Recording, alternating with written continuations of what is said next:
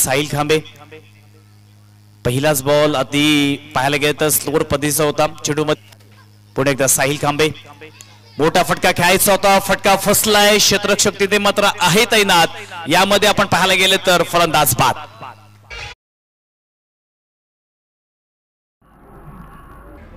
पुढे एकदा साहिल खांबे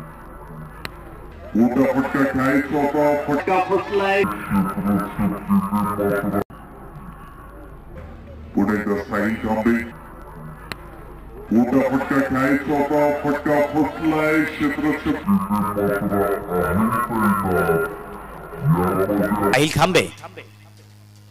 आखूट टप्प्याचा बॉल बॅकफुटला गेला स्लॅश मोठा फटका खेळायचा होता बॅटची एज घेतली आहे स्वतः यष्टिरक्षक आलाय आणि इथे मात्र फलंदाज बाद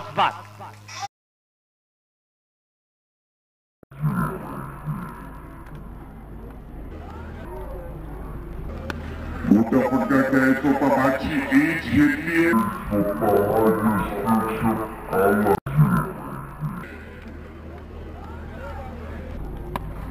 मोठा फटका खेळायचा होता बॅटची एज घेतली आहे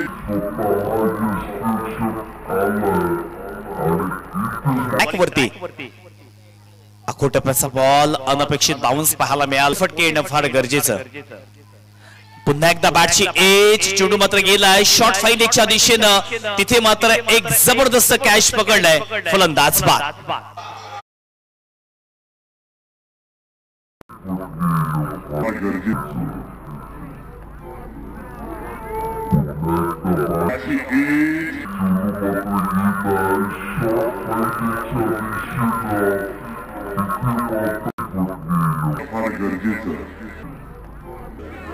पुन्हा एकदा बॅटची एज चेंडू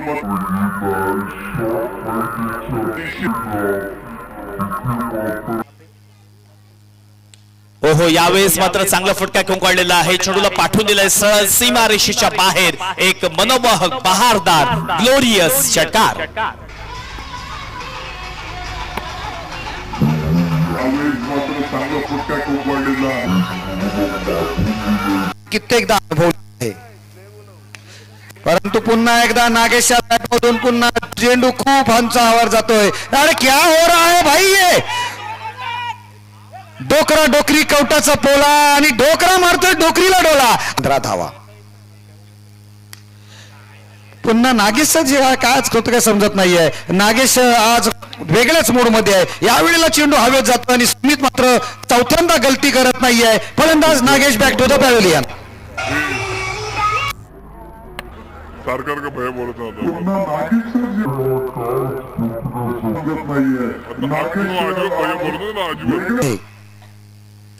पुन्हा एकदा चांगला चेंडू थोडासा लांब ठेवण्याचा प्रयत्न केला होता फलंदाजाच्या रेंज पासून फलंदाज जागेवरून मारण्याचा प्रयत्न केला बॅटची कडा घेतली आणि चेंडू शॉट आभार मानायला पाहिजे साहिल खांबेच्या चेंडूवरती आक्रमक धुमाकेदार षटकार